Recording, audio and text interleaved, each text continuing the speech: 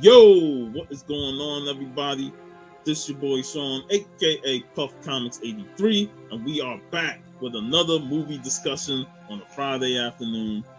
I am joined by my co-host, Varangian Vigilante. What is going on? Hey. Fantastic week so far, fantastic Friday, and first time watching this movie, and it's fantastic. I absolutely loved it. The movie of the day, King of New York, starring Christopher Walken, Larry Fishburne, back when he was Larry Fishburne, David Caruso, and a slew of other great actors in this film. Wesley Snipes is the most Irish guy ever. Most Irish guy. Flanagan. But it's funny. This movie came out in 1990, and it was not well received from the critics, and this was around the same time Goodfellas was out. So of course they tried to make comparisons to Goodfellas, which is already a fail in its own right, because you can't really compare the two movies. Yeah. They're completely different. I was reading some contemporary reviews, and what I got from them, that a lot of people criticized it for being so pessimistic. I actually liked the movie because of it. I don't even think it's pessimistic. I just thought it was very realistic. it had a realism to it, whereas the one thing about Goodfellas, and we'll talk about that next week, is that it highlights not only the real life wise guys and Henry Hill, but the characteristics of those Italian mafia guys. Whereas go ahead. Yeah, and also the difference, because Goodfellas basically is built up almost like a fairy tale. Hey, Chase. Hey, Chuck Patron, of course. Hey, Rob, the G-Man. Goodfellas, you have this narration, you have this build-up. It really feels like a fairy tale almost. Of course, it turns into a nightmare. No!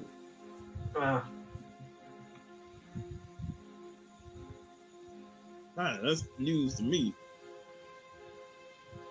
Man. That's a gut punch right there. Yeah, today also a very famous Austrian actor died, Hermann Berger. There's a lot of people passing. It's crazy. Yeah, we definitely have to do a Jim Brown special one day. But Goodfellas is more like a fairy tale. Of course, it's like it turns into a nightmare and everything.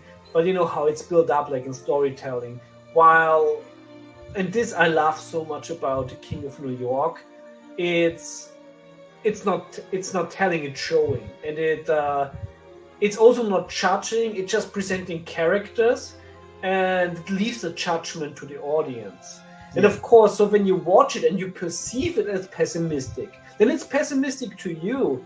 And when you see this as realistic, this really it's really a mirror of the things that are going outside, that are going on outside. Then it's that,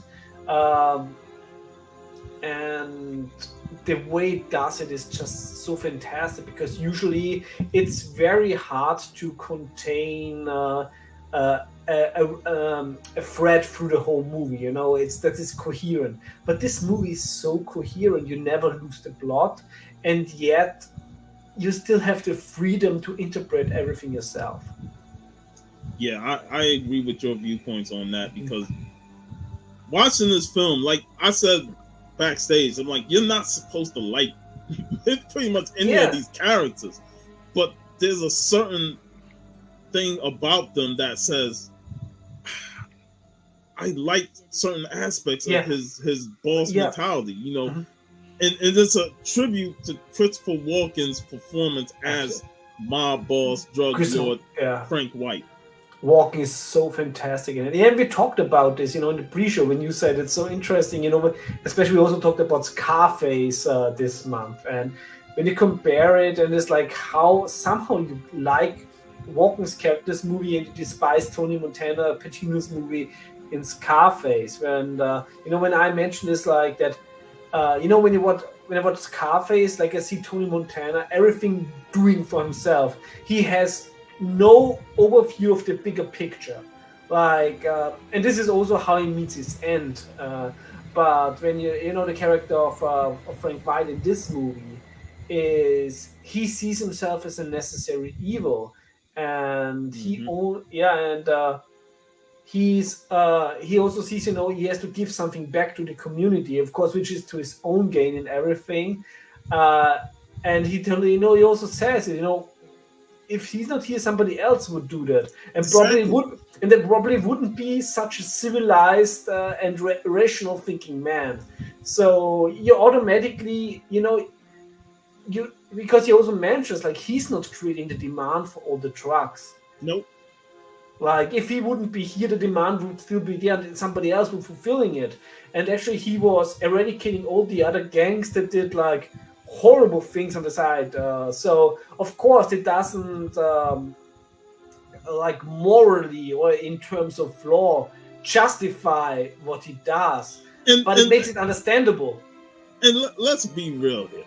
Yeah. The cops tried to pin all those killings on him, but as a cop, you'd be like, yeah, take all those fools out. It's lesser work for us. Now we gonna put all the focus on you. Yeah. Hey. Something incredible is going on. But and another thing, like you said, like somebody else is always there to take that person's place. And that's why the war on drugs will never end, because it's like you cannot exterminate what people demand. Yeah, and like also we mentioned, if it wouldn't be bad PR for the state would be selling the drugs. Same way they're like taxing and basically having the monopoly like on alcohol, gamble, and tobacco. Yeah, and it's like you can't really do anything. All you gotta do is like police and obey the laws. But even the police in this film feel like they're being done dirty. You know, because they're trying to get all the evidence to put Frank back in jail because he came out of jail at the beginning. But they're losing that battle, and they're forced to do things that they shouldn't do, to go against their own code. And that's the wonderful thing about this movie. You also understand their viewpoint. Like the movie makes it with its storytelling, with what it shows, so clear what every what's the motivation of every character. So it really gives the view an understanding, and you're easier to accept like the actions of the characters that way. And it ends very grim for all of them. This movie is very, very grim. Yeah, basically, there is no happy end for anybody. None. And that's the beauty of this film. Like you can watch this film and get all these grim endings, and none of it don't need a happy ending, because nobody's great in this film in terms of being good and whole. Yeah, who's the only one who wins? The system wins, because the house always wins. Always. The system wins. It just changes the players after this. And I was saying backstage before we went live how even in death you could see one of the characters that could be the next heir to the throne. Yes. And we'll talk about him in a minute, but this movie is very complex and very detailed with its storytelling. And that's a credit to not only A. Ferrara, but the screenwriter, Nicholas St. John, who they're partners. They've written a couple of movies together, and they knew this was something that was on Abe's mind for like 6 years, that he wanted to do this film. And once they perfected that screenplay, they immediately knew that they wanted Christopher Walken for the part of Frank White. And he knocked it out of the park with this film. Absolutely. I didn't notice a flaw in this movie, and I will watch it again, but it really was like, there's nothing I would change. The only flaws I see are like minor technical flaws. Like, one thing, you notice the stunt actors and all that stuff in a lot of scenes and stuff like that. and of course a few minor edits that you catch. But other than that, story wise, film wise, like I love it. The night shots. It's rarely to watch a movie that is plays so much at night and everything is so clearly visible.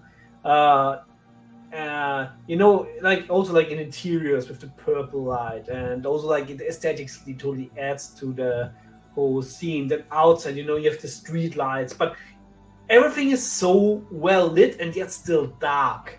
And this is so rare. I always mention like the really bad example, which is like Alien vs Predator 2 Requiem, where you can't see anything. Like I had to watch a movie at night, having like the shutters down, and then was the first time able to see something. It's like a decent movie when you can see something, but as soon as there's something, like you can't see shit. While in King of New York, the scenes are so perfectly lit. Like James Cameron always is depicted as as the master of night shoots, which of course is fantastic. But I think he's even better done here than in any James Cameron movie. And if you see it here, you're gonna see it in a lot of other Abe Ferraro's movies. His night shots of the city is fantastic. He knows how to film using the technique with city shots, like using the lighting of the neighborhood. Like, for instance, the shot of him standing in the window looking at the city. Yes. Iconic. One of the most iconic shots of the film. He's looking at the city and saying, I'm going to take it over. I'm going to be the king. Mm-hmm. I'm going to take out all my rights. You get a lot in that photo of him standing in front of that window with the city in the reflection. And that's a huge credit to all the cinematography and how well this movie is shot. Absolutely. It's just top tier acting, cinematography, directing, screenplay. There's a lot involved with what makes this movie so great, and why, after so many years, I keep championing this film. I'm so happy you did, because this was clearly like a huge gap in my movie knowledge, and this is a movie that I will probably like at least watch on a yearly basis, since it's a masterclass in cinema, and there is no length in this movie. It is so smooth. The lines are iconic. The acting is perfect. The music totally fits the scenario of New York, like early 90s, late 80s. It's one of these movies that is a reference title. It's definitely a movie that transcends time, that you can watch it in any given era and say, damn, this was really good. Yeah, and this is also one of these movies where I'm like, okay, if they do a 4K disc, I'm all in. And that's, like I said, the service is great. So let's do this as a character breakdown of certain characters. Yeah. Let's start with the top. Let's start with the boss, Frank White. Now, one thing that makes Frank so unique is that, yes, he's ruthless. He gets his hands dirty. And he has a certain awkwardness about himself. Like, yeah, you can see that he's an imposing figure, but at the same time, there's a little awkwardness with how he presents himself sometimes. And I think Christopher Walken really added some of himself into the character. The nuances of, the dancing, the emphasis on the third word of each sentence, where he like gets louder with each word, and just how he reacts to certain situations when it doesn't favor him. Yes. One of my favorite scenes is when he's talking to the mob boss, Artie Clay. Yeah, that's a fantastic scene. And it showcases his character immediately. Like, he wants to take out his rival, but at the same time, he's willing to talk to them, give them a offer. Like, hey, we make this deal, and I'm going to get my percentage. We can do business that way. So he's giving them an option. Yeah, I remember, like, not only an option, it's more like basically I have run this scenario through my head. Uh, like convince me that I'm not like whacking you right now. And he gives them a chance like to state their case, like to be part of his New York. Like King of New York is not only like a movie title, or it's not only something that you should taken as a metaphor. No, it's like he really wants to be the King of New York. He wants to decide, with which hand he gives, with which hand he takes, and he also feels like, he really thinks untouchable as a king. And this also is so visible in the scene that we also talked about a little before in the pre-show. When he's in the subway and when he was about to get marked, and he's recruiting the people that marked him. He was like in there, and it was clearly like, he having this presence of nothing can happen to me. Like, I'm ruling here. This is my dominion. And that really adds to his character. Like, you actually have respect for how he do things. Yes. He does it in a way that's very nuanced and very calculating. Recruiting guys looking to mug him. And one of the muggers is the actor that I've seen in movies in the future. So I think it's Harold. I can't really say his last name, but the first one.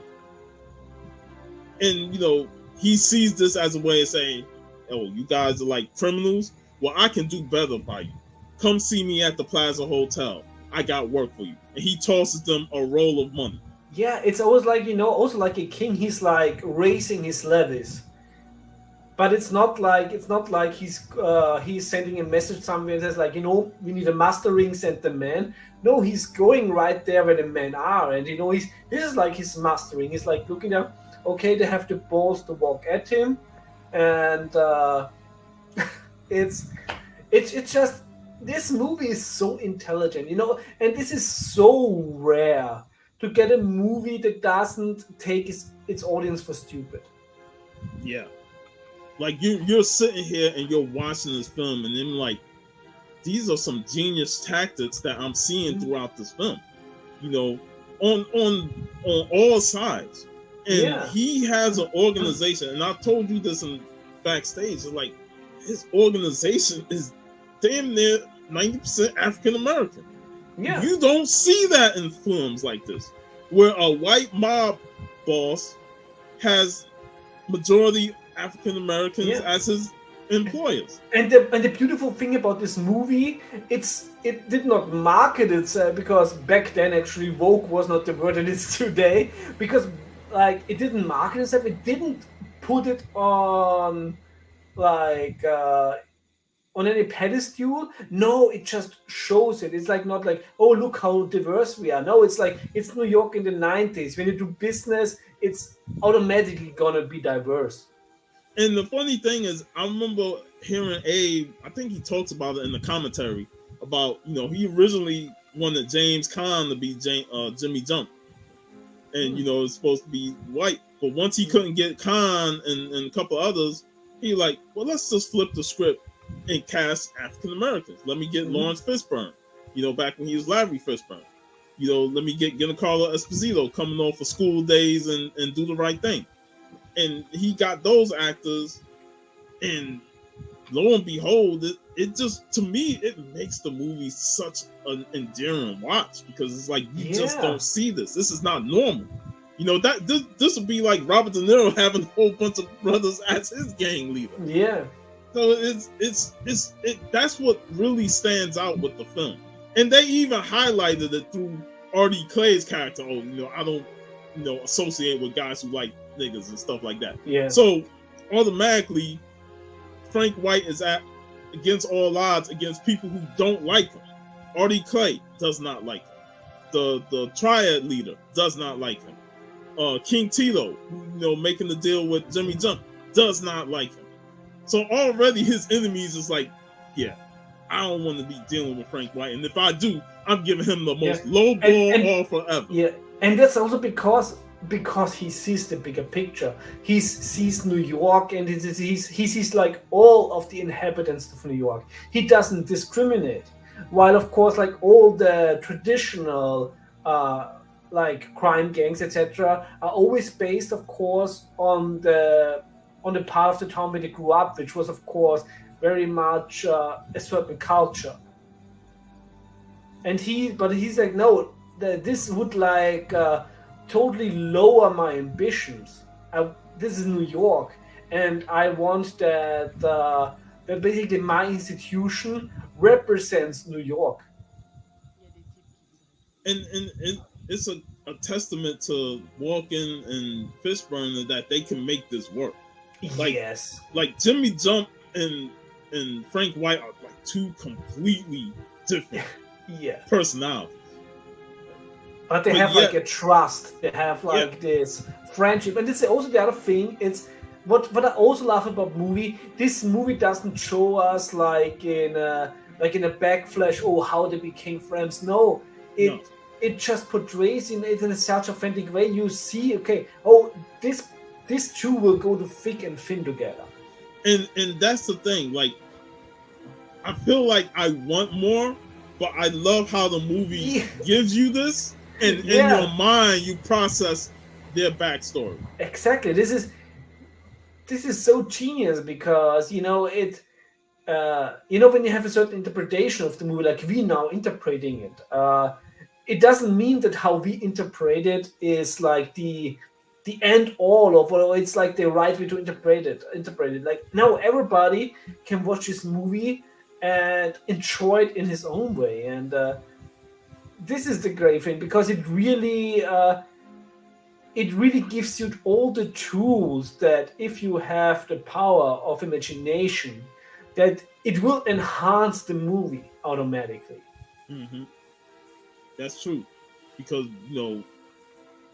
there's so many years I just thought about this film, and these interesting characters that has to have a history. Like, it made me think about whether Frank White grew up in a multicultural neighborhood. Because when you watch this character, it's like he can play both sides. He can play in the upper class, going to big dinners and talk with them, but then he's associated in the African American culture, dancing the hip hop, has this kind of swag about himself, and it's like he's playing both sides to it, and I'm here for that. He's not discriminating and saying, I don't need to, associate. Like, he's actually at a party with these guys snorting coke and stuff. He's not snorting the coke, but that's what his associates are doing, and he's letting them have their freedom. He's not being strict on it. Yeah. And it's like stuff like that makes me just think about Frank White and his upbringing, or how he got involved with this, and the stories that he had before he went to jail. Exactly, and this is a great thing where it's like you can really play it out in your head. Like, create a prequel of Frank White, how he established himself and got to that status before jail time. And this is the thing about this movie. The movie doesn't end, like it lingers in your head, and exactly. you're making these scenarios, and it's really fun to think about it. This is really one of these movies that are not ending with when you turn it off. Like, it really stays with you in a good way. Exactly, and that's the beauty of it. Now, another thing I love about Frank White is one of my favorite quotes is when he meets the crew. After he got out of jail, he drove through the city and he meets his crew. He's talking about, how his feelings must be dead because he has no remorse for King Tito and none of them. Yeah. And, he celebrates with the guy. But then he asks Jimmy Jump the most important question. How come you never came to see me while I was in the joint? And I love Jimmy's quick response. Most guys would kind of hesitate at that question. Like, they would struggling, like, man, I don't know how to answer that. But Jimmy said, I didn't want to see you locked in the cage. And that's reasonable, because why would you want to go see your associate locked in the cage? When you really think about this, I remember when my mother told me stories when they had to go see her brother when he did time in Rikers Island. And that just the trip to go there is like it's taxing. And it changes your perception about the person. Yeah, and it's like you don't want to see them in that situation. So that's why his quick response to that was very detailed and very complex. It really establishes their connection, their relationship. And throughout the film, they have this loyalty to each other. Mm-hmm. And another favorite scene is when he's getting in the shootout with the cops later on in the film, and back comes Frank White in the limousine to save his man. That's loyalty right there. It's like that trait right there. Frank could have just balled. He could have hauled ass and got out. Yeah. But he came back for Jimmy. And that type of loyalty to Jimmy is, after they escaped the first time, he like, you get out of here. I'll sacrifice myself to stop them. Yeah, that was such a powerful scene, and like the whole chase, like there are no weak points in this movie. You just get a fantastic scene after fantastic scene after fantastic scene, and they're all so well tied together. And it really just adds to these characters' traits that you just can't get enough of. Yeah, and what I also really love about Frank, it's really the principles. For him, it's really more about the ruling, and of course, like he has enough money. He doesn't have to care about the money, and that's also love when he gets betrayed. The guy who lets the cops in, and when he questions like him later, where it's basically like how much money did you get for it? And then it's like end him and bury the money with him. So it's like he doesn't even want to touch it. Like it's like fuck that money. It's like it's traitor money buried with him.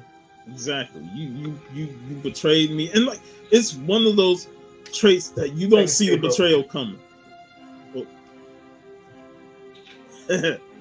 thanks for still being here. You're the only one here, man. I only got one view. Everybody else deserted.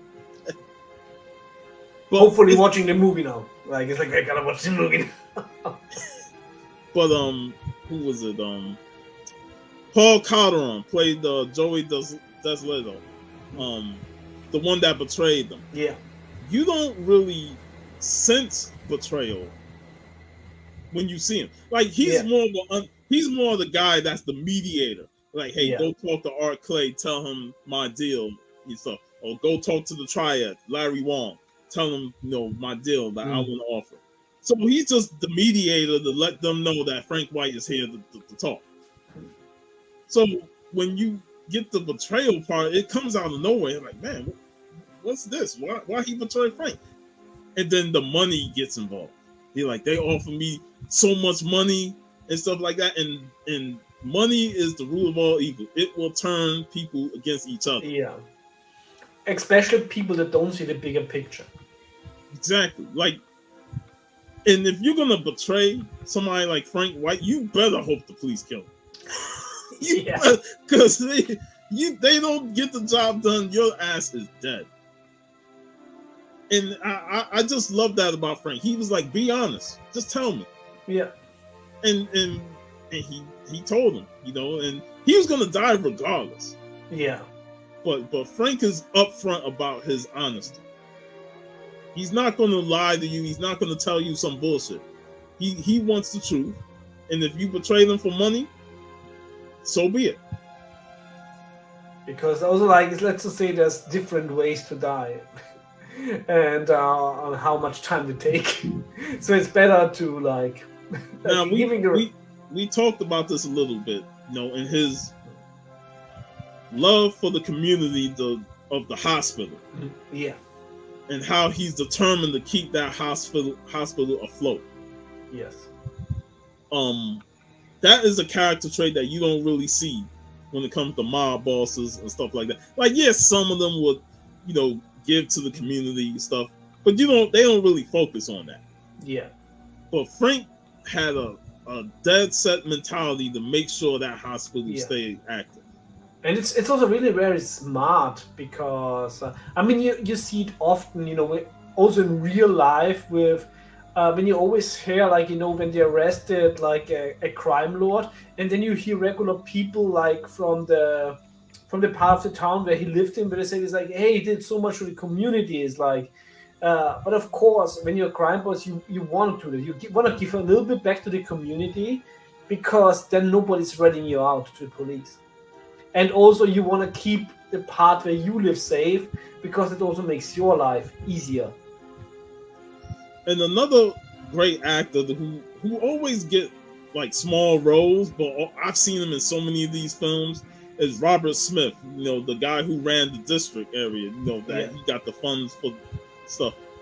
Another great actor, another great person, and this movie just have so many actors that I've seen in other films that whether they become big or small, and you just notice how great they are in all those films. So it's great to see actors who get small roles but always have an impact in those small roles. I mean, Steve Buscemi has like a very small role in there. Very, very small role, but also really memorable. That's the thing, like every character really sticks with you. Doesn't matter if they're like only shortly on screen or long on screen, but they all have their impact. Now, the funny thing about the hospital is how he's talking to Larry Wong about their deal inside the hospital. It's like, damn, there's no saying. They're like, let me show you this hospital, the kids in there and stuff, and then let's talk business. Yeah. Because this also the thing is like he's the king of New York. It's like, why should he make anything secret? And this is also the thing where he knows this is a safe place because he has the loyalty of everybody in there, because he's the only reason that this thing is still running. Yeah. And this is like how somebody, how you can how you can gain loyalty when the state is pulling out.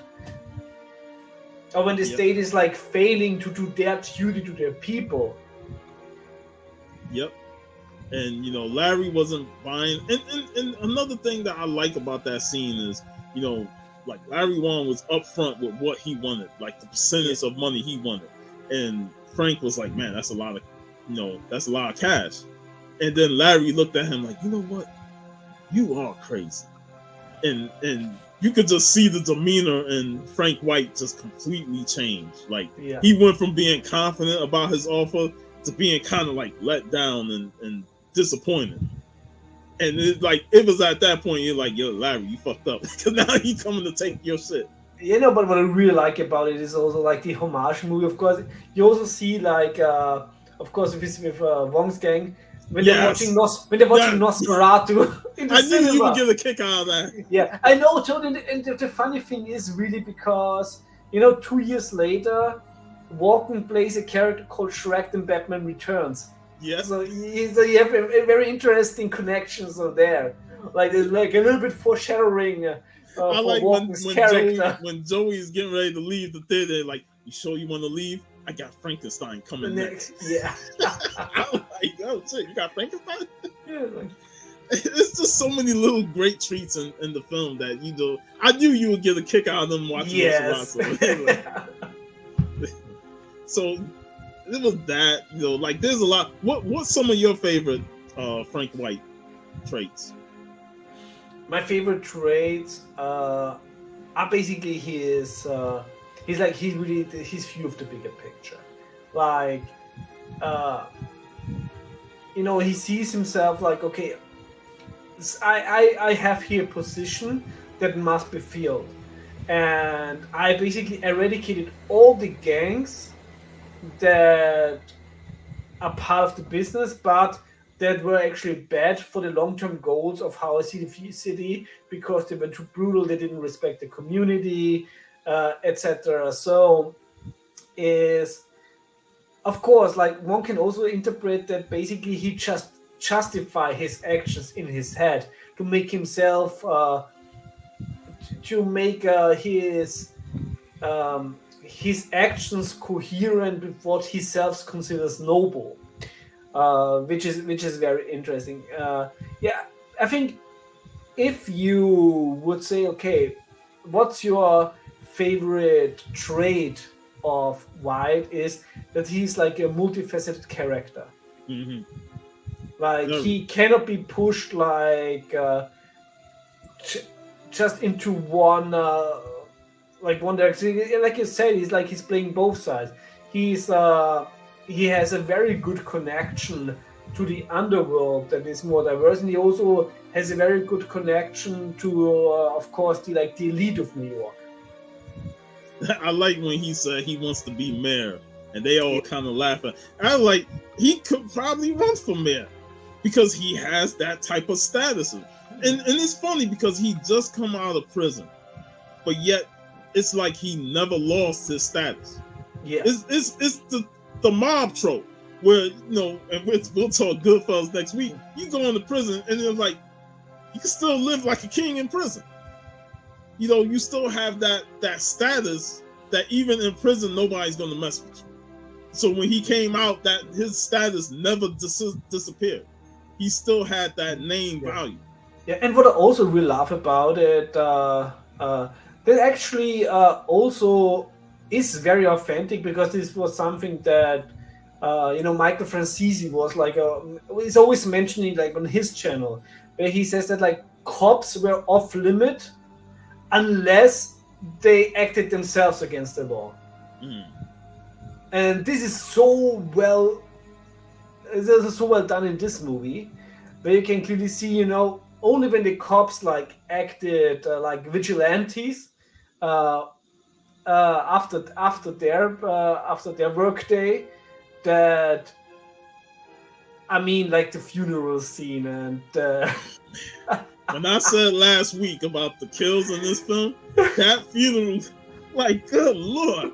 Now, I will say, it's pretty coincidental that he ran off to the car and like, oh, good shit, he made it easy for us. Now we can just drive by. Yeah, one would wonder, okay, what was actually Plan A? I think they was gonna follow him.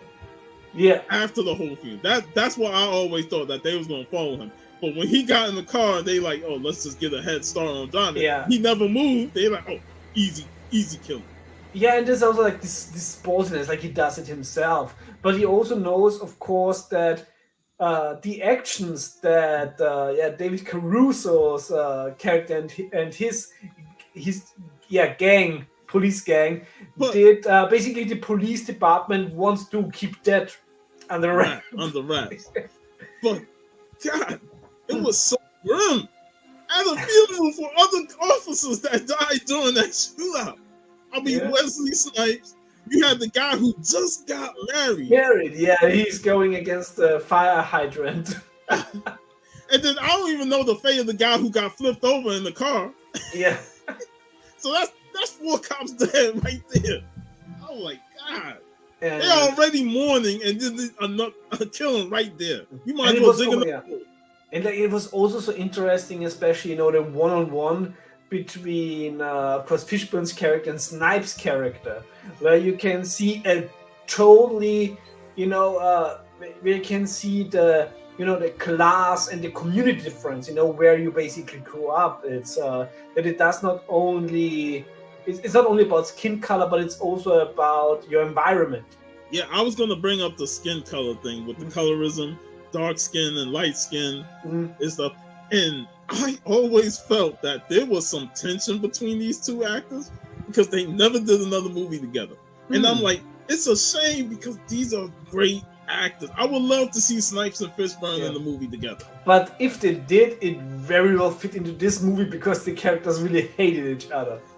Oh man, it's like Snipes was disgusted when in another character trait with Frank White, Jimmy jumped him, get busted by the police, and probably one of the most highlighted scenes in the restaurant. And Frank was like, "Get him out." He's like, "It's $1 million a piece. I don't care. That's I don't matter to me." Yeah, that was the straw that broke the camel's back for the police force. Where they're like, are we a joke to the system? Exactly. And David Caruso went up to Jimmy and spat on his face. Jimmy. Yeah.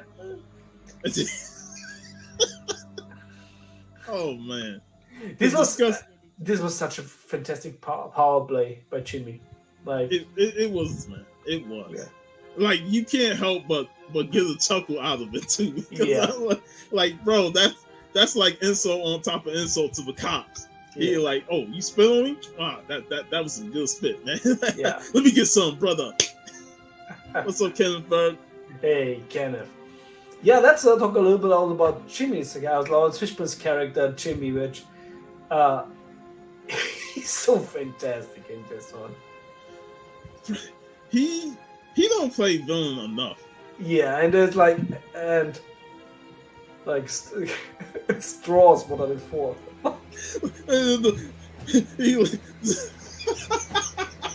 He opens up the suitcase before you like, where's my soda? Yeah. And then he opens up and it's a suitcase full of tampons. Like, what the fuck is this? They're full of bullet holes. Boom, top. Boom, boom. And then we get the classic room service motherfucker. Yeah. Basically, yeah, I mean, you know, he's of course we see in the beginning white and everything, but the movie really starts with Jimmy. Exactly. And his introduction scene is just another legendary scene in the film. Yeah, and still a fantastic tension because you at this point you still don't know what his connection is to White. Yeah. You know, when they're meeting, you know, his tension is like, oh, it's like, what is happening now? Until you realize, oh, actually they're very tight and very good friends. Yeah.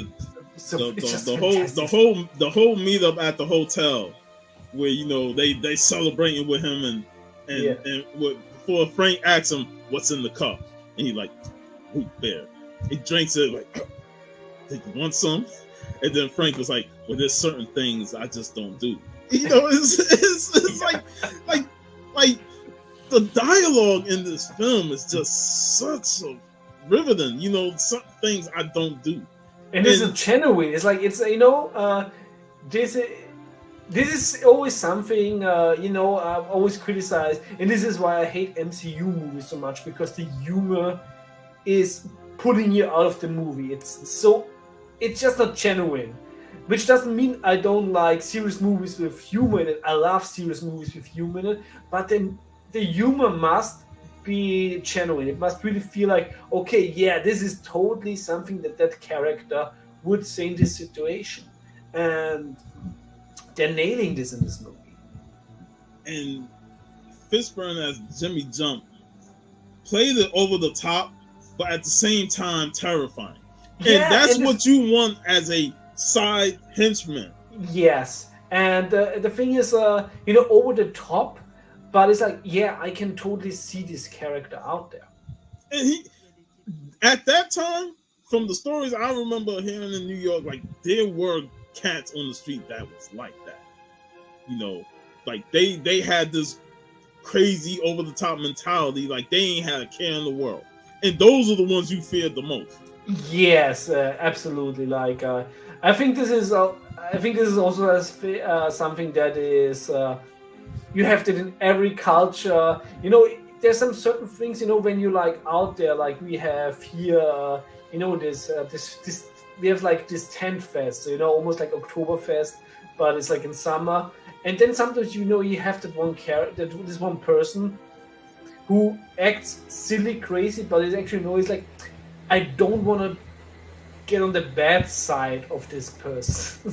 Yeah, and that's what Jimmy Jump represented. It's yes. Like, if you're cool with him, he's probably fun as hell. Yeah, it's somebody you want to have in a fight on your side.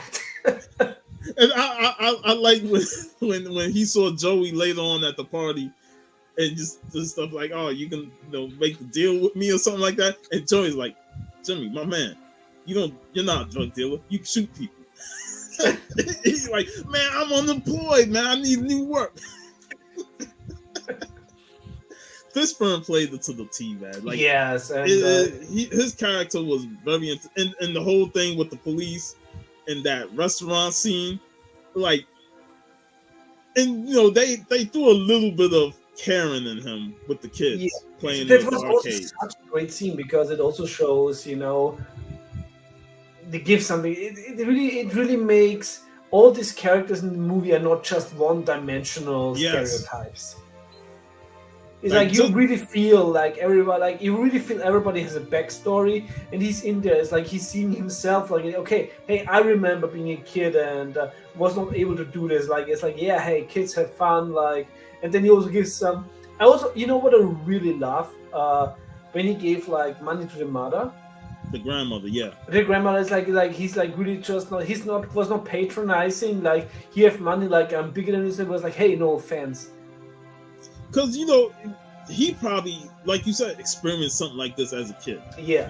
He couldn't do things, or he was poor and stuff like that. So it was his way of saying, hey, kids, go play the games, because they're kids. You want kids to enjoy themselves, especially in this rough, harsh life that is in those neighborhoods. Like, I think what makes Frank White's organization. So, the thing does, it really fucks with your head because you really start to sympathize with them. I think the one thing why it makes it so easy for the audience to sympathize with the character in his organization is because he doesn't punch down, he punches up. Yes. And that's what makes this movie so complex. Yes, exactly. He doing wrong stuff. You want to hate this character because he's peddling drugs into the neighborhood, but at the same time, he's doing things to elevate the neighborhood. Yes, and this is why you despise like Tony Montana, rightfully so, because he's punching in every direction. And he has no loyalty or trust in any of his people. He treats them like dirtbags. Whereas Frank actually respects and treats his people exactly. Like hey, you guys want to have fun? Have fun. And you want to be a part of that, even if it's bad and you're gonna end up dead. Like, you want to be a part of that. Yeah, as somebody who studied rhetoric, it's like the fact aside that he's like a drug dealer, he's like a perfect example of leadership.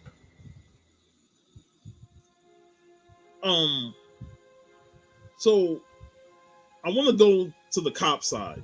Yeah. But the one cop I want to talk about is Roy Bishop, played by Victor Argo, the veteran cop. Yes. The one that's actually the main person on the investigation side. Yeah, he really, what I love is how he's portrayed. Maybe this was like part I didn't get, but for me it felt like that he has some sort of sickness. That is basically like he's on the decline, and this is like his last task for him to put Frank like back into prison, but he will not do it the right way. He's also warning his like subordinates like, hey, when you do that, then I'm after you. Exactly. We're talking about vigilantism. His character, you don't get a lot of dialogue from him, but you get a lot of body language from him. And you could see that all of this is wearing on him. Like, he is that old cop that has been worn down by the system. Yes. And yet he's trying to do things the right way. But his subordinates, Caruso and them, they want to go over the top and say, we got to take him out. Yeah, Caruso really feels like they he just had to change like his service place from Rambo. and Caruso is the anti-Frank White. Like, he's charismatic, but he feels that he's untouchable as a cop, that he can go ahead and do this. And that's also the thing, like, which is the ironic side, is by doing so, this is actually what makes him touchable. Exactly. but Bishop, you could tell that his character has been through it all, and that this is his last hurrah. Yeah. Like, he's trying to do everything he can. They found the live witness. Like, I don't leave no witnesses. They're like, yes, you did. But he's trying to do everything by the book. And the first time we see him in the movie, he's looking at the files of Frank White, and and when he went to jail the first time, stuff like that. So you can tell that he's been on the case for a long time. Also, what I love about this movie is like, of course, back in the day it was contemporary, but you know, as us like being young people, like in the 90s, having a first experience with computers, to see like the old computers. That was the time. But you know, I think his character is important, and the last shootout, the showdown with him and Frank on the train was very intense, and it's very telling that he wanted this to end just as much as the other cops, but he wanted to do it the right way. But at that point, he had no choice. Because that was also then Frank's big mistake when he thought like that he was in on that. And he put a bounty on him, and he's like, oh, he's not going to do nothing about it. But, you know, a veteran cop who's wise and understands how things go, he's like, he put a bounty on me, I'm going to go hunt him down and try and put him out. And, you know, I think it's a necessary character. You need to have that when you got young hothead cops that want to do things their way, and you got an old school cop that says, I'm going to do things the right way. Yeah. And then when get pushed when you get pushed to the wall, I'm going to fight back. And this is also something that speaks for the greatness of this movie. Is there's so many characters in there, but you never get lost. Yeah. Now I want to go to the dark horse character for me, and that's Lance, played by Giancarlo Esposito. Evan Esposito, like a fantastic character. My favorite part of Breaking Bad, for sure. Hey, I feel like Breaking Bad, this is the character spinoff. Yeah.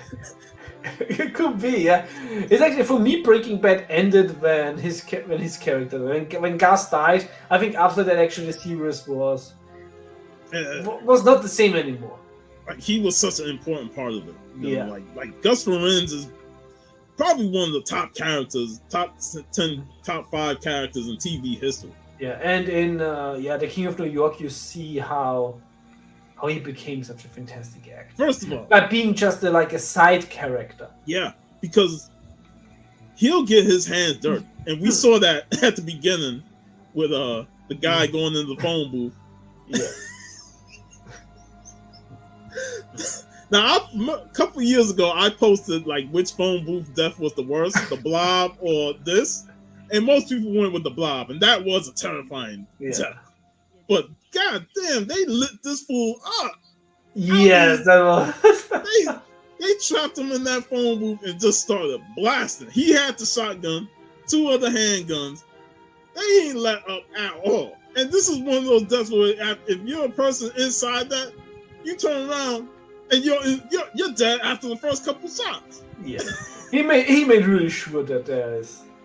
But the most insulting part, the man is dead. And then you're going to put a newspaper in his face and say, read this. It's Frank White. I'm like, this man shot up to death, and you going to put the paper in his face like that? Come on, bro. But in the background, you can see that he is an important character. Just from how he presents himself. Yes. Business-minded. You know, while the other guys are snorting cocaine and Frank White is dancing, you see him writing in the book. So that right there shows you that he's focused on the business side of things. And that's the thing. It shows you. It's not like, oh, this is blah, blah, blah. He's the brain of the organization. No, it shows you. Like, and show, not tell. It's all you got to do is pick up on it, and you can see that even if Frank White's death, that he can carry on the thing, because he has that mindset. He handles the money. You know, when it came to getting the briefcase from one of the drug lords, he handles the business side. He's there for business meetings. I feel like low-key his character could have had a sequel. Yeah, and he would have easily took that reign from Frank White and it benefited himself. Totally makes sense. And that again, like we're talking prequels, we're talking sequels, and we're talking a character that really didn't have a lot of dialogue, but he had enough scenes where you could see the traits of a new Kingpin taking over. Yeah, it's because this movie presents us a lived-in world. The world is believable, and you're watching it, and you don't just see it like in a bottle. But you really notice that there was a before and there will be an after this movie. But we were presented like the events from here to here. Exactly, and that's like you said, show and don't tell. Yeah, you show things, and it's up to the viewer to interpret it and notice the certain qualities of these minor characters that don't have a whole lot of screen time, but what he's showing of them, it's like this character could be something important. Yeah, this is a masterclass in how you use the medium of film. And that's what I really picked up on many years watching this film. It's like you pick up on the subtle things. Yeah, and that's I can't wait so I can get to the state of like rewatching it, and it's like, oh, let's focus on the things that I have not noticed the first time, because I'm pretty sure every time Frank White is out doing the upper class things, he's there. Yeah. He's with him. He was there when they was at the little play. He was there when they did the meeting. I was like, he's the right hand man when it comes to business. Yeah. Jimmy's the right hand man when it comes to the street and henchman stuff. And Frank is also smart enough to see, okay, what are the strengths of every employer in the organization, and also this makes him a fantastic leader and boss. You got to have the right pieces in place on different parts of the organization. You know this character's weakness. Well, let me highlight his strengths. Yeah. Let's just say if all the dope would be legal, he would have made like the Microsoft of dope. Because the organization was so perfect and so tight. And you notice, like, he wasn't even there at the party that got raided. So he knows himself that, hey, there's a time to party and there's a time to do business.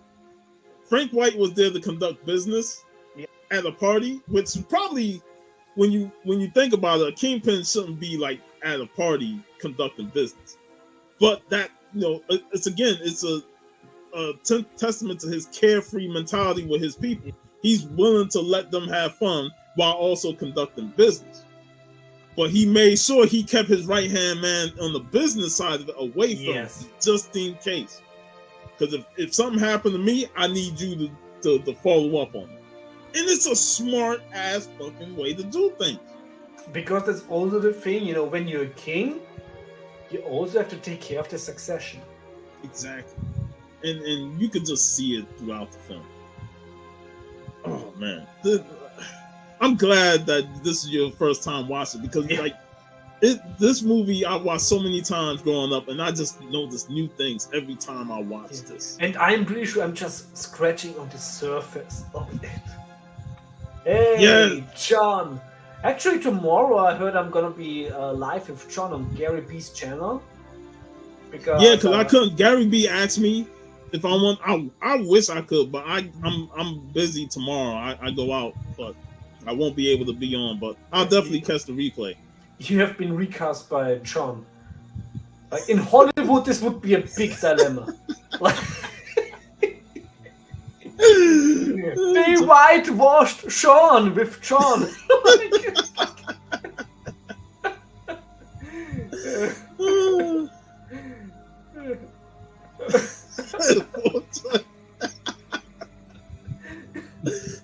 man. I guess so. But great to have you here, John. We are really like dissecting this film, because there's a lot when it comes. We just got done talking about Giancarlo Esposito's character and how even if he was a minor character, he has the traits to become the successor of Frank White. And that's the thing that we're talking about, how this movie has these different character traits in it. Steve was more the test tube. he could shoot. I mean, everybody can shoot in this film, but he was more the tester of the drugs. Yeah. I mean, like I said, was his name of the character, Test Tube. Test tube, yeah, exactly. So it was not subtle there, but you don't need to be subtle. No, you know, and again, like he has certain parts of the organization. You got the man who tests the drugs. You got the guy who does the business handles. You got the henchmen that go in there, make the deal, and then kill a motherfucker. Yeah. If this movie would be more popular here with salesmen, I would totally think about writing an article on like what you can take from Frank leadership, like in digital sales or something like. It's so much to break down. Yeah, the cast it's simply perfect. We already dissected Frank, Jimmy, Roy, Giancarlo, Lance. Yeah. Well, let's talk the Black Irishman and Wesley Snipes. Flanagan. It's such an interesting character. Especially like being from Europe and only knowing like this.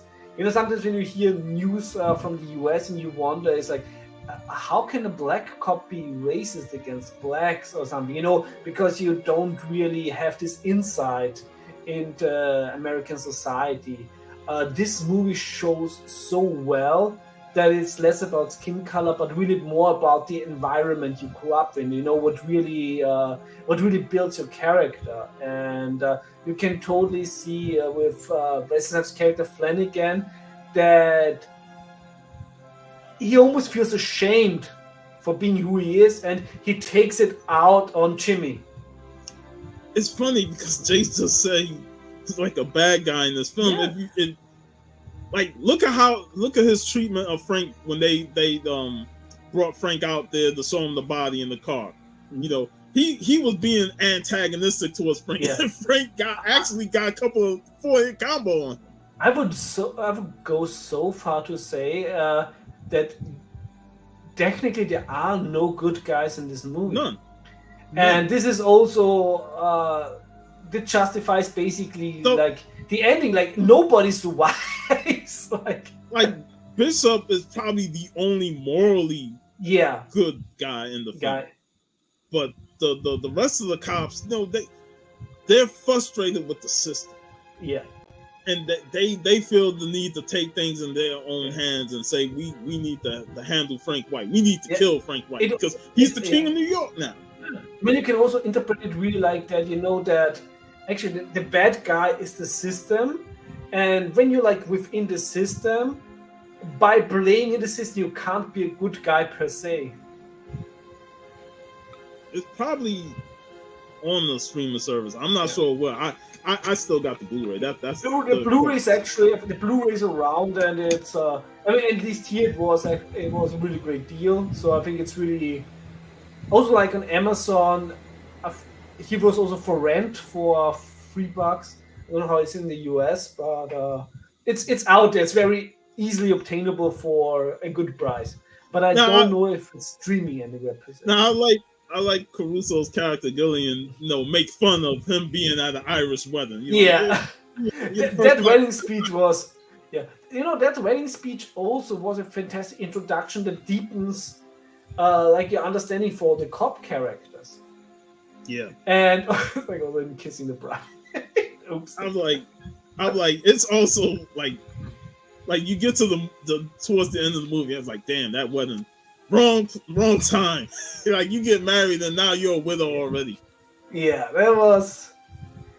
And then you see Flanagan and his family, and they made an emphasis to show the family side of things just because they know what's going to happen at the end. Yeah, but also like I said, the cops they sealed their deal when they went off road and they did things not by the badge. I mean, they were assholes before. But they still had the aura of upholding the law, which then completely changed. And this is also one of the things with the movie. This movie doesn't judge any character. It, like I say, this movie shows the action of characters, and it's up to the audience to interpret it. Yeah.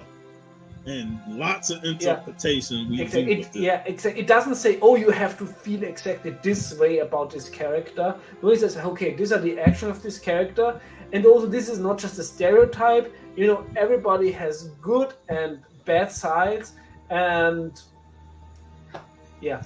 and we talked about, you know, the character between Jimmy Jump and Flanagan. You know, like their animosity towards each other. I mean, that scene on the junkyard.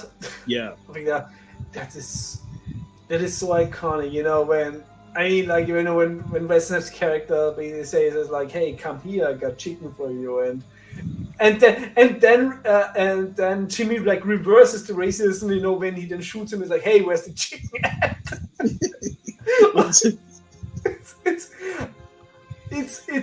It's so authentically and intelligently written. Yes. Yeah, it was such a powerful scene, and it shows like even within Bulletproof Vest, he is trying hard to fight off those shots, and it shows the strength of the character. Yeah, and also shows the bond, you know, between Caruso's character and Snipes' character. Yes. But also, you know, this is like it's basically it's mirroring the connection between Frank and Jimmy. And it's like they killed Jimmy, Frank had to kill them. And it's like the funeral scene is like gut wrenching, but at the same time, it's like it's awesome at the same time. It's like out of nowhere. Like as soon as the car roll up, I'm like, oh shit, they're gonna take him out right at the funeral of the other cops mourning? Bro, this movie is savage. It is, and and this is why we talk about how older movies had really nothing against it in terms of like social media or all this wokeness and shit like that. Like back then, they didn't care. They wanted to put their film out and they want to tell their story how they see fit. They're gonna do things how they want to do it, and not give a fuck about the criticism. And this movie is so diverse by just realistically portraying like New York, and it's not putting it on a pedestal. It's not underlining it. It's like it just shows like and probably also one of the most like. You know, because like it's like when you can say a justified kill, like, is there such thing as a justified kill? But it's let's just say it's like an understandable. You understand the actions, and you understand why, and you also like because let's be real here. If it wasn't for the cops doing that, Frank's empire wasn't coming down.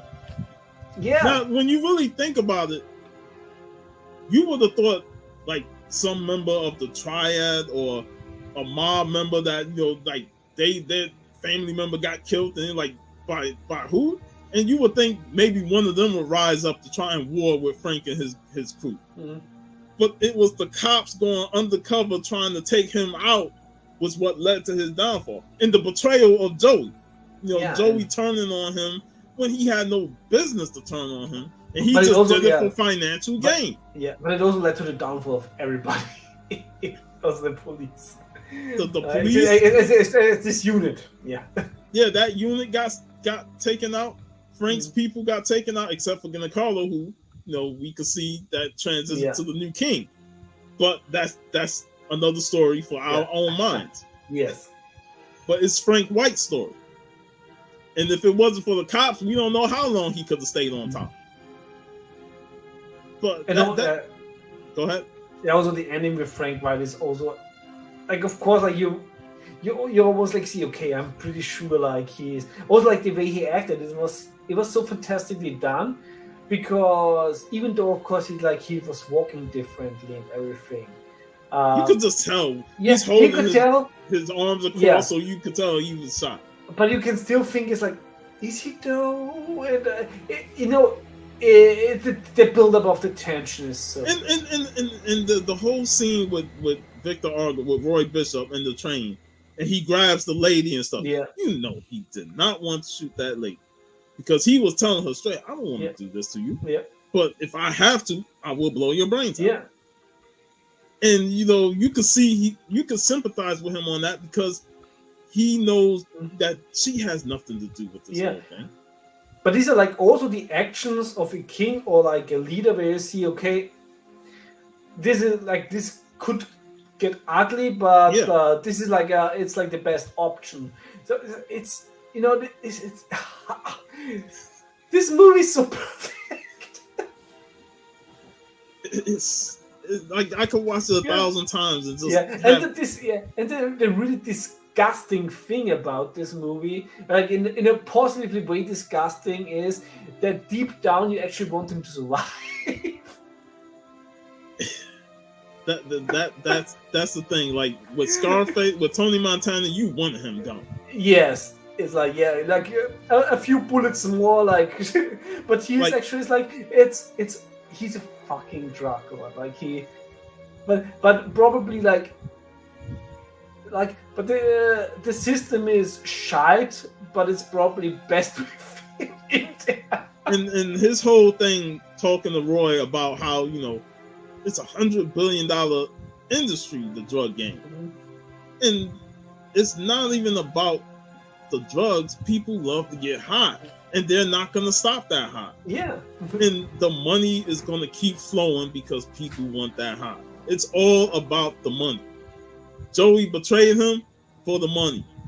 Okay, the cops want to stop him because he gets more powerful with more money. Yeah, and it's a sad thing. Like and the saddest thing is that this movie portrays reality so good, and these are like real problems out there that are especially within prostitution and drugs. And the fact that Frank was hell-bent on keeping the hospital alive, you gotta think, like, how many of the people who gonna get strung out on his drugs get in that hospital? Yeah, that too, it's, yes. And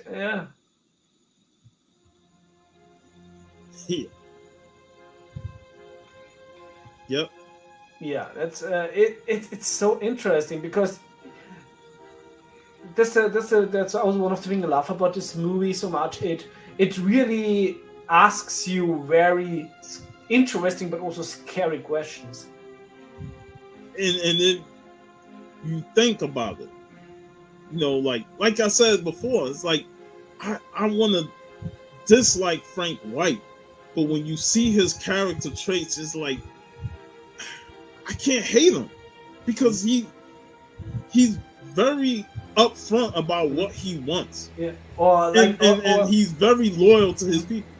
What I also love about this movie is like how they show the police and vigilantism and self-justice, where self-justice sounds very good in theory. It's like characters like the Punisher, like where you think finally somebody's doing something that the system can't. But when this is happening in real life, it's also scary. It's like do you really want somebody who is going beyond the law? Yep. Yeah. Exactly. Yeah. And and that's the thing. Like, you have these anti-heroes or these characters that are bad because of the nature of the business. But when you really look at the character, he's not inherently like evil. Like, yeah. Of course, he has great traits about him. Like, he gives people jobs. He treats his people with respect. He don't pushes them away like Tony Montana did. Yeah, it's like in a perfect world, somebody like Frank should not exist. Like the whole thing, the whole business should not exist unless we are not living in a perfect world. Yeah, and that's again a testament to Abe Ferrara for the work that he did. I knew John was going to bring up a Wire references. Like I haven't seen The Wire yet, so I really have to. If you watch the first season of The Wire, you'll see, because that show focuses on both sides, the drug game and the cops. Yeah, and yeah, none of them are particularly great characters in terms of moral stuff. Like there are characters in there that you're gonna question. I'm still looking for somebody to watch it, because Stringer Bell is one of the characters that when you look at his traits, like you want to see him succeed, but then you see the other side of him and you're like, man, fuck that guy, man. Yeah, because the weird thing is, like, Sky in Europe has most of the HBO stuff, but somehow, like, with on Sky I have The Sopranos, but I don't have The Wire, like, on there. So it's maybe I really have to look for a Blu-ray DVD set on the second-hand market or somewhere.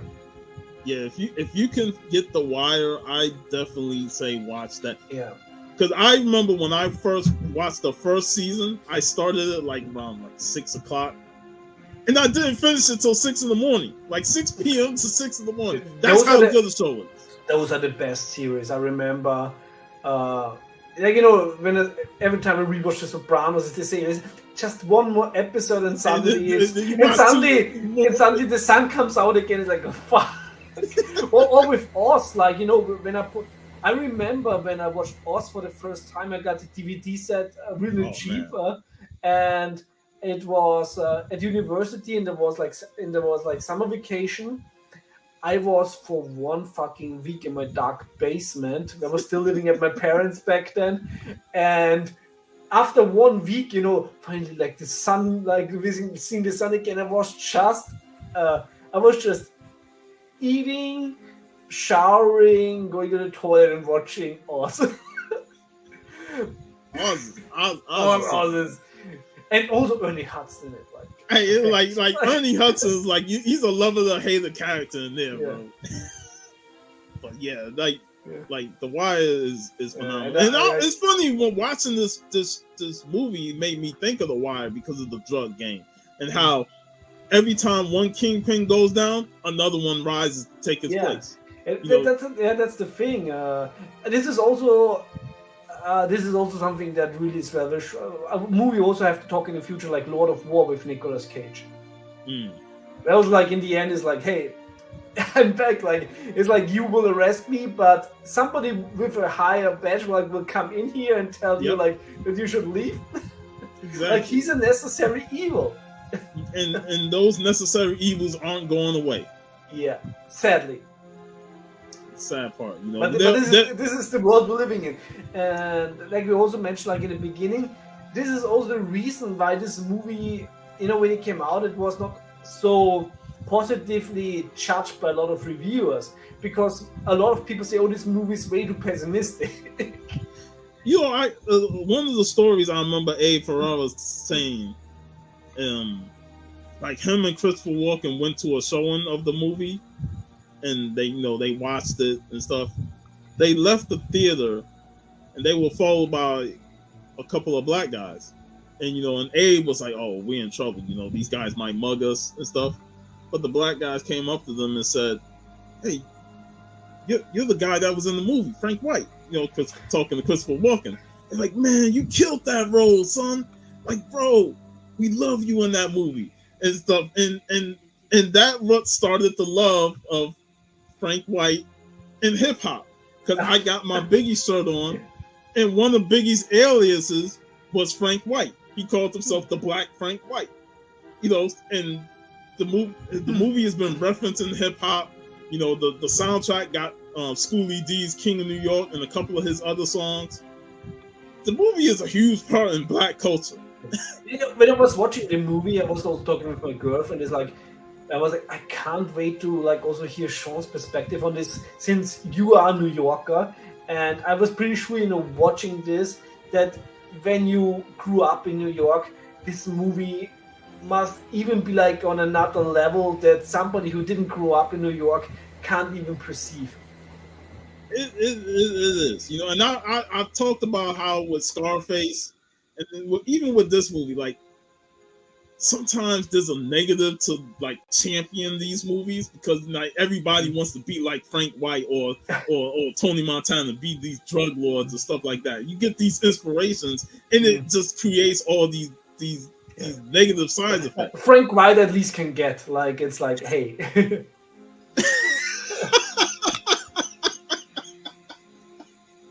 Lester Freeman is a character from The Wire. You know, you're gonna love his character. You're gonna love his character when you finally watch that show. But yeah, I definitely can see it, John.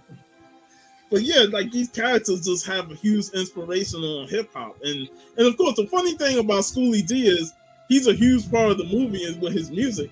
But the guy is from Philadelphia. He's a huge influence from Philadelphia, and he's one of the earlier pioneers of gangster rap before gangster rap took its form.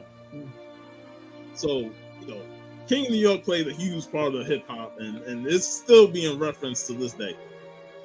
Rightfully so. Yeah, like the whole scene where he kills Artie Clay, he say, if you guys are tired of being ripped off by scumbags like him, come to work for me at the Plaza Hotel. You're welcome. You're all welcome. Classic. That scene has been referenced so many times in hip hop samples. And I also love like the disgust he had like for Artie, like how many times he shot him. John in the pawn shop, you.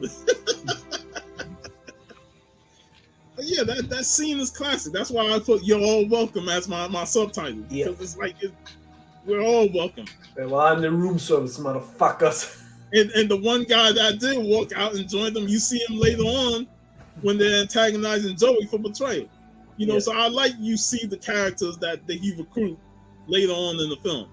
This is like the coherence of this movie. This also whoever edited this movie did such a perfect job. Yeah, like the editing outside of a few flaws, it's just amazing. The cinematography, the way that certain scenes are shot. Like I said, the most iconic photo of the film for me is when he's standing at the window in the city reflection. Like you can't get no better than that. I absolutely love the party, the nightclub scene, before they were betrayed, with this purple lighting. That was so aesthetically pleasing. Like, wow. And just the way that scene was shot with the shootout with the police. And I like how Caruso and them tried to say, oh, we can make it a rival drug gang. Like, y'all would do any and when you think about they paid Joey and cash, well, I'm like, bro, where do police get cash from? Drug dealers themselves. Whenever they raid drug houses, and John could attest to this when we see The Wire, whenever they raid the drug houses, that's where they get all the money that they had in there, and they put it on the table, dope on the table. That's where they get the money. They put it in the stash, and they'll use it again for deals to set up other drug dealers. So they're going to come back at you with that because you got police money. And this is also something like that Michael Francese always says, is like you don't want to go up against the state because they're printing their own money. So, like you can't trust nobody when it comes to the cash. Like I said, money is the root of all evil. Yeah. You'll turn on people for it, you'll kill people for it, but at the end of the day, money is like, well, I'll just fall into the hands of the next person. And then it's all about the money, There was like one of the first lessons that my favorite professor that I had at university always said at the beginning of like introduction into the science of history, where it's like every action basically was about money. Like there was no war fought on religion or any other means. Bottom line, it always came down to the money. Like the Crusades, very conveniently, Jerusalem was also part of the spice trade of the Silk Road that led until China. So whoever controlled Jerusalem and of course also like the other cities, also controlled the spies. They actually could be like Dune, like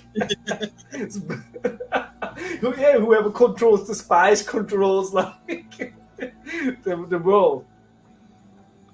But yeah, man, this movie is just phenomenal, and it's great that you watched it for the first time. And it's like this.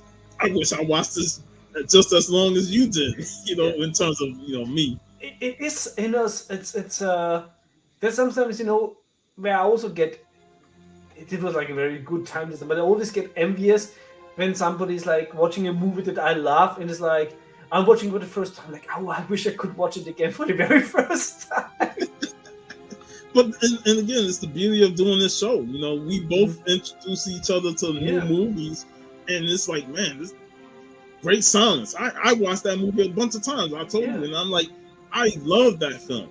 And the thing is, like, I heard about this movie, but I think it's not so like popular here that it's like, of course, like I've never seen it run on TV or something. It's available here, but I think it's still a very underrated movie. Maybe in Europe, maybe there's other people that grew up with different folks that were earlier introduced to it. But it's like the first time I thought we were talking about Suicide Kings. Which is, of course, in comparison to this movie, a trash movie. What? But not only your introduction to this movie, but your introduction to the director. The only thing I've seen before, and it was not because of him, it was just because I love horror movies, was his Body Snatchers remake. And that was when he was doing. Thank you, Pedro. Thank you. Like I remember that was like his first big Hollywood movie, because he's always been independent. So Body Snatchers was his first big Hollywood movie, and he like kind of regretted. He preferred to stay independent because his work in the 80s and some of his movies. The Funeral is another movie you gotta check out. With Christopher Walken, Chris Penn, and stuff. That's another great movie. You had me at Walken. I think they did like 3 or 4 movies together. I know The Addiction is another one. Yeah, I mean, almost everything with Walken is great. I just recently watched like all the prophecy movies with Walken. Yes. For Halloween this year, Prophecy. Yes. Yeah, we definitely gotta watch the Prophecy. I love the Prophecy movie. Viggo Mortensen as fucking Satan, like. Yeah. Yeah, the Prophecy movies. It's another franchise that I love watching occasionally, and whenever Christopher Walken, like I said, phenomenal actor. And I know they did like 3 or 4 movies together. The Addiction and The Funeral is the two I know. I also have to rewatch Deer Hunter. I think I haven't seen that one in 20 years. That ended in Deer Hunter. That movie was depressing too. But it was really good. I still remember that. Sometimes when you watch something and then you're like, it was, I think it's still in business school, like 17, 16, when I watched Deer Hunter for the first time, and then suddenly it's like, that's where the Simpsons scene is based. Which I love is like when they just put something in from Deer Hunter with Mo. And I liked him in Dogs of War, with Tom Berenger and stuff. And of course, A View to a Kill. When we talked a little bit about Tom Berenger, of course, with the Major League movies, but also Tom Berenger, Platoon. That's so great. Him, William Dafoe, and that's another movie that really like introduced more actors, like Forrest Whitaker, Johnny Depp.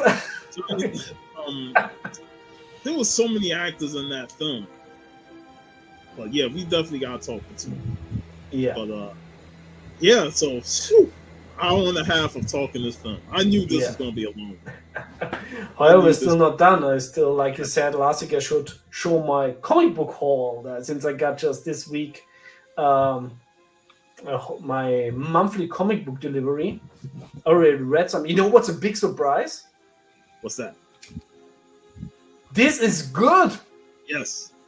I really enjoyed because usually, when a writer comes from Marvel to another publisher, you always feel the worst. Like, because Marvel is not hiring on any sort of merit. However, this is really well written, and I'm looking forward to the ongoing series. So everybody, I enjoyed it. Yeah, so everybody who can check out the free comic book day, Red Sonja. I was waiting until Sunday to read it. Because the Conan free comic book day special. This one I actually just picked up because it's fantasy, and I have some memory of RuneScape. This is sadly not good. Oh yeah, the Fazadaverse. I haven't read it yet. I mean, I will talk about something later, which I already talked with Sarah about it, but we come together. I'm excited, and at the same time, I'm concerned about the Fire and Ice. I think since the creator is very good behind it, I have my highest hopes, and Sarah basically promised that this one is fantastic, but what is really good. And this was just a blind purchase because I thought the synopsis was interesting and the cover is also great. 7 Years in Darkness. This is a fantastic read. It's about occult. It's also about a magic school. It's like Harry Potter but with balls. It's which is basically the plot is there's some students that go to a magic school which opens the first time since I think a few hundred years, and only 7 can survive. Only 7 will finish the school, and it's really dark, really written. So now. I read this Tales of Science Fantasy. It's like an anthology series about Frazetta paintings. Sarah asked me how I considered it, and I said, the art is really nice in it. It's not even bad written, but this is a prime example that Hollywood is complete, and not Hollywood, Hollywood also, but the comic book industry or some comic book writers having zero creativity. I was reading this, and on the first page already was like, hey, I know this from somewhere. Not even only even it's so blatantly the character is called Duce. Why call an Italian name for an alien where everything else is in English? And then it's basically just a retelling of the last days of Mussolini just with aliens. Where I'm like, hey, this is like how Mussolini died. And it's completely okay. And a lot of writers do it, and it's completely okay to take inspiration from history. Because it's free, public domain, you can use it, but the problem with this is it doesn't add anything original to it, and it even takes stuff out. So it's just a very bad introduction of characters. You're not really drawn into the world. And also, if you look at this Frazetta painting, who wrote this? Tipton, Mr. Tipton. If you've seen this Frazetta painting, what's the first thing that came to your mind? Mussolini. It's like, what the fuck? And it's just a retelling of the final moments of Mussolini just with aliens. How fucking lazy can you be as a writer? And when you said that just reading the first page and you wait a minute, that right there is a ton of sign. That the first page is like, yo, wait a minute. I read this somewhere. Yeah, it's this don't feel right. I wouldn't even go so far to say, I know this because I'm a historian. No, this is it's on all these writers, they don't go any further than the Second World War. We have as humankind, we have thousands of years history before that, where you can draw your inspiration from. And it's just so lazy. It almost feels It like is. that person read the Wikipedia article on Mussolini the day before, and then it's like, oh, I have a deadline tomorrow. I have to hand in like the script. It's lazy form of writing. It's just, you know, No and the thing is, creativity, like you said. because it's not badly written. Like it's not like I felt like, okay, this is like stupidly written. It's well written. If you don't know it, if you don't notice it, you actually think, oh, it's interesting. But if you know history like a little bit, it's like this is just a blatant copy paste that even takes out details. Because hey, if you take inspiration from history, add a little bit to it, and you know, change it a little bit, make it your own, at least 20%. You know, there's this rule in Hollywood, is like copy stuff but change 20% so that we don't get sued. But this, yeah. And Sarah, when I told this to Sarah, she was like, oh fuck. Like,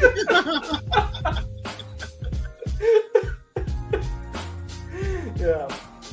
Well, here's a cover by, since you know I love Doctor Doom, so of course I had to get the Ross cover, and the same is of course like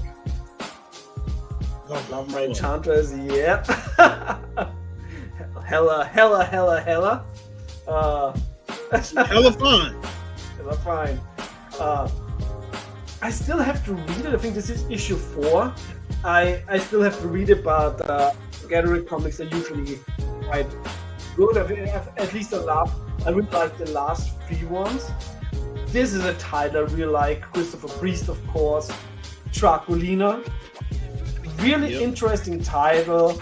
And you know, this is like one of my last hopes in comics, where I'm like, okay, Christopher Priest has had control over Vampirella since 2018, 2019. Yeah, and we really have now like a Priest timeline where you really feel rewarded that you read ongoing. The sad thing is, it's not an ongoing; it's just one mini-series after the other. But that's Dynamite's fault.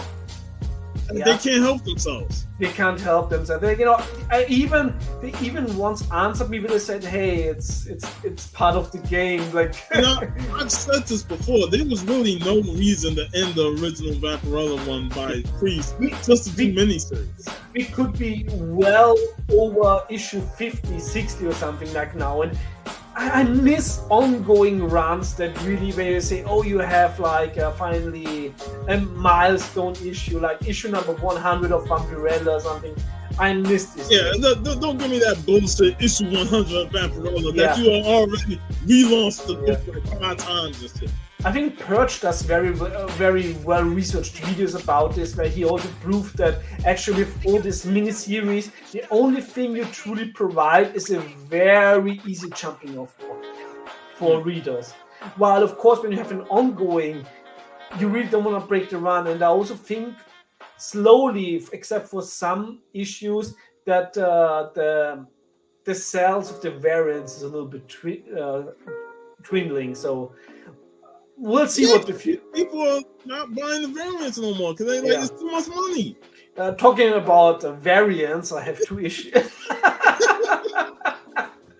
Masterverse issue number 3. This is actually a really fun read. It's on the one hand, I always say the multiverse concept is. It should be over. It's like everybody milked this cow. It's dust is coming out, not milk at this point. However, this is an interesting take, since it's like also anthology that is bound together by so basically by the sorceress trying to find out in their world if He-Man deserves this power. So they look into the different parts of the Masterverse, of the multiverse, how He-Man reacts, like in that, if He-Man is always like the good guy. So it's really interesting. So we're really getting a good perspective.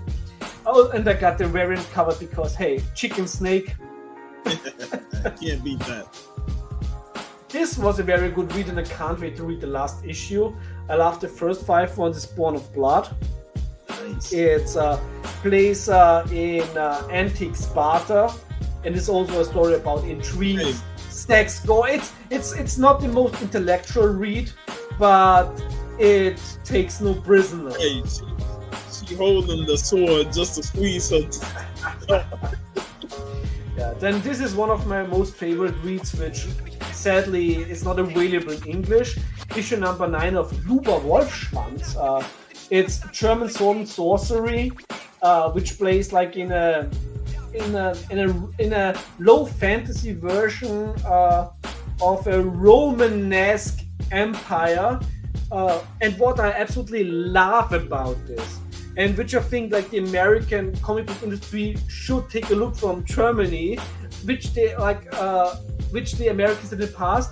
Every cover of Luber Wolfschwanz shows something of what is happening inside the comic. That's how it should be.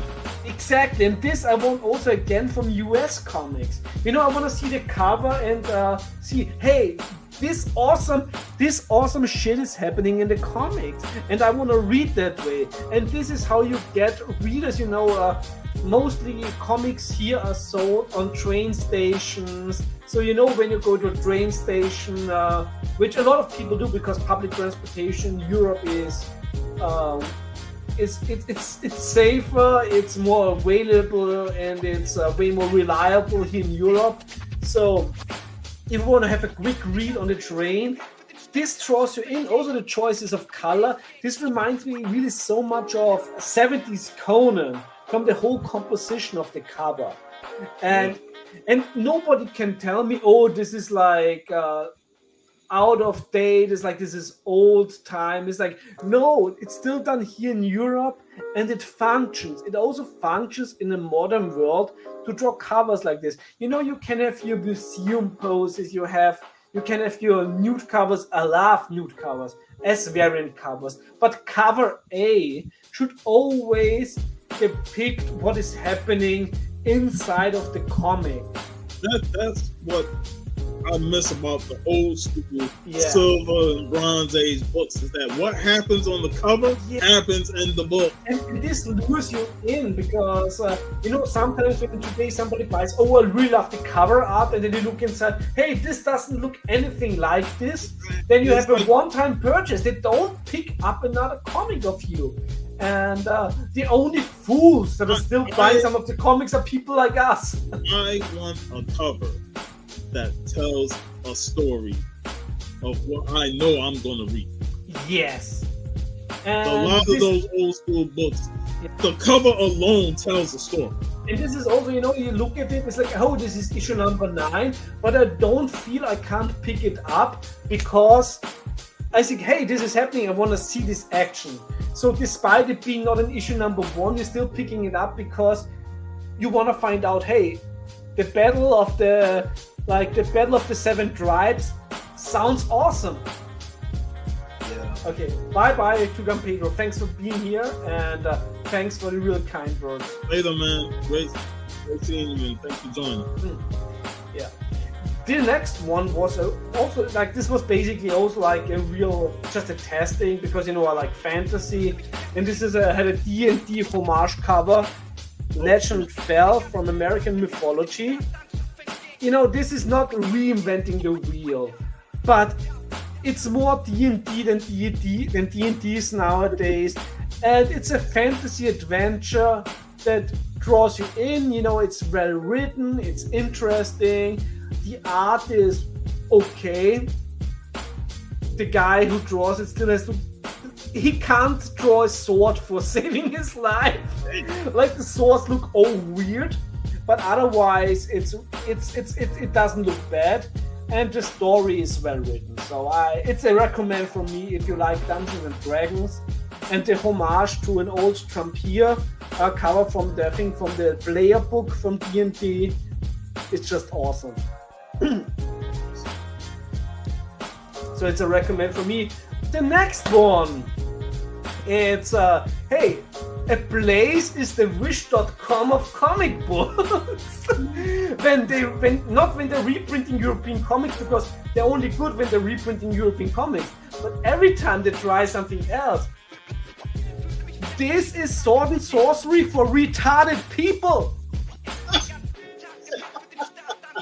Like, hey, you get canceled now for using the R word.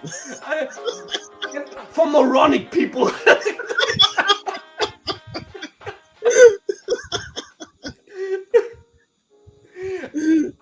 I don't know how anybody could find intro. You know, this is using characters like Carl, Fongor. This brings back Fongor, but it's so. It has MCU humor in it. It's over convoluted. It's purely chaotic. It's written by the same writer who writes Barbaric. Barbaric is also written like shit. I know some people like it, but hey, if you like that, I gave up on that.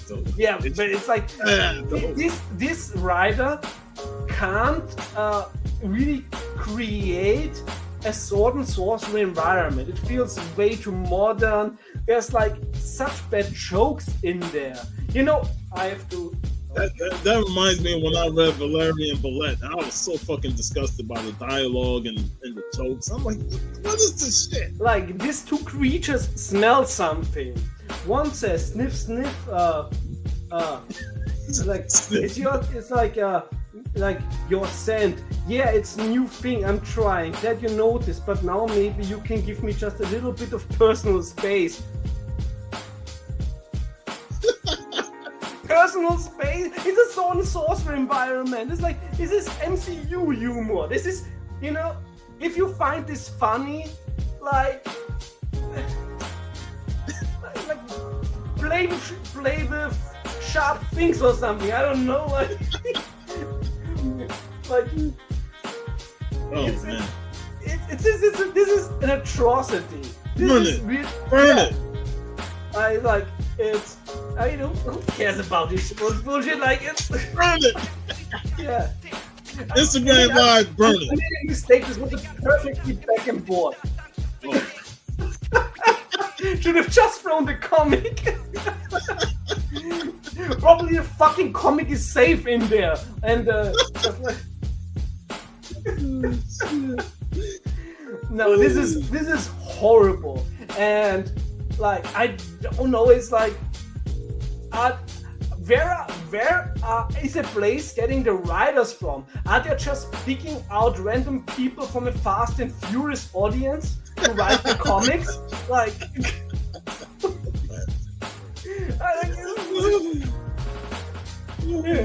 is really, I hope this new Fast movie is the last Fast. I don't want to see that shit ever. Stop that shit. I'm done with it. I mean, like, of course, like, make it for people that enjoy it, but it's just like, keep the sword and sorcery, like, you know, it's a niche genre. They don't have a huge, massive fan base, so don't try and mess it up with MCU humor and shit. And I'm saying, like, I don't want any of these people that enjoy reads like that in my fucking sword and sorcery thing. Like, I'm gatekeeping this till the bitter fucking end. And this is also why I really don't care. It's like, oh, don't call people or don't call this like moronic or anything. No, I'm calling it as it is.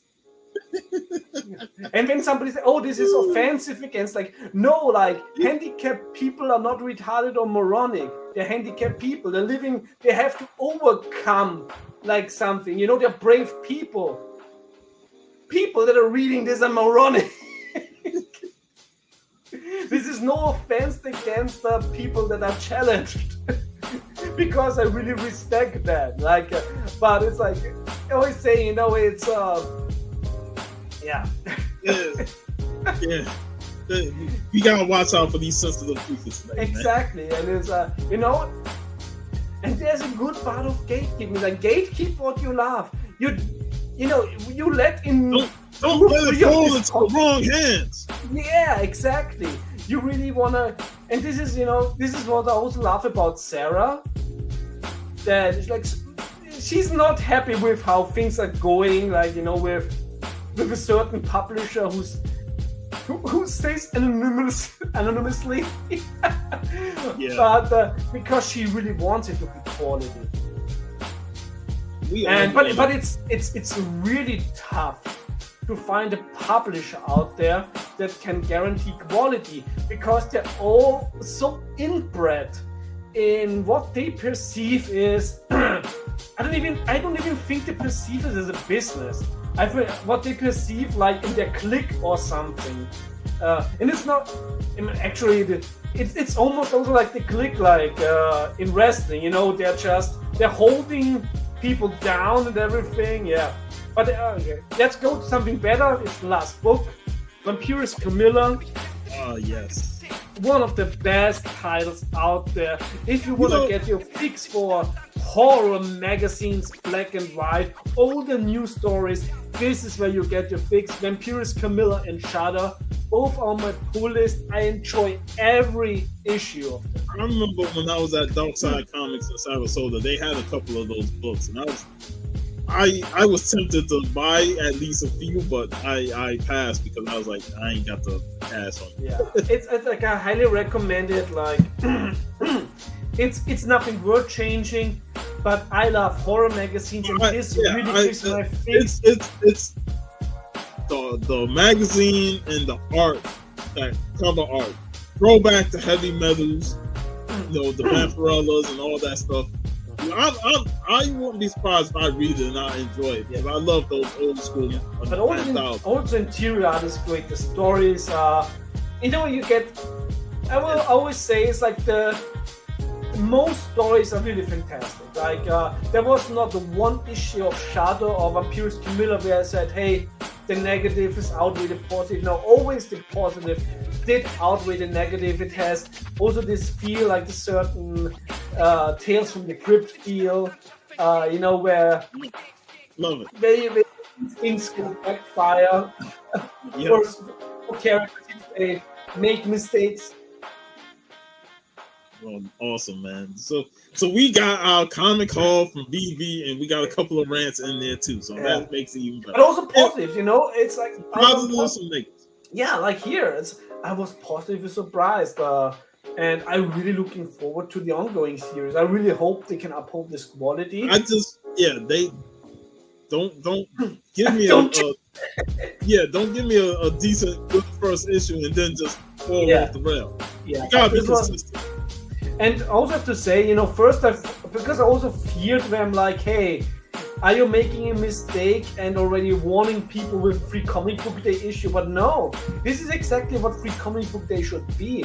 This is like, this draws you in. This wanna read you more, and also it not only has the introduction of zero issue of the new ongoing series, it also reprints a Roy Thomas story with Frank Thorne art from the 70s. So you're getting new Red Sonja, you're getting old Red Sonja.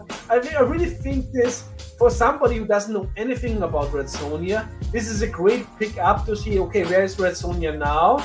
And how did it start? Like, how was the 70s? So really good idea, really well thought through. So, in the last time I'm giving Dynamite a lot of flack, but when they do something right, I also want to mention that. Nice. So, man, that was a great time there with the whole. That's fantastic. Almost 2 hours and great episode, man. Like I said, deep discussion on the King of New York. Y'all not have watched this movie, I implore you, watch it. This man watched it for the first time and thoroughly enjoyed it. So definitely give this movie a watch. It's an underrated masterpiece. It is. It really is. It's one of these near perfect movies. Yes. It's awesome. Next week, we will be back for the finale of Mafia May, and we'll be talking Martin Scorsese, Goodfellas, in honor of Ray Liotta, who passed away that very day a year ago. So it's going to be great to talk about him, talk about this movie, and Freaky Louie. Hey. What's up, and also man? Tomorrow, if you have time, I think. What time is it in the US? I think it's 6 and 9. I think he said 12 o'clock Eastern. Yeah, 12 o'clock Eastern. Yeah, that's like, I think it's 6 p.m. my time. So on Gary B's channel, where I already have some here, pick up like 10 books that are very important to me. then one book with a personal story, and then one book where I said like, which is I think it is an interesting spec. I said I don't do spec. I think spec are fucking. So I'm gonna just show something else. That's it, man. Hopefully I'll catch the replay of that. I'll be out tomorrow, so I won't be able to catch it live. But and I think it's also the comic book hall crew has something planned, but fighting games. I saw. Oh, we did that last week. Oh, it was last. I thought it was a preview. Yeah, we did that last weekend. We talked about the fighting games. Yeah. Yeah, we'll be off until. But wasn't a lot of YouTube in the last week. Yeah, we'll be off until the first weekend of June. So no show tomorrow or next weekend.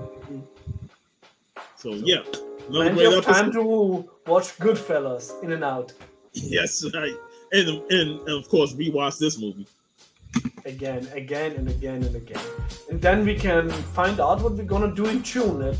At least I think the last weekend of June, like I said, I have to be at a conference. Yeah. But otherwise, I think we're gonna find some interesting, at least for us, interesting. Yeah, oh yeah, there's always gonna be something interesting to talk about, man. For Christ's sake, we might talk Howard the Duck. We don't know. Duck boobs, yeah. Duck boobs, yeah.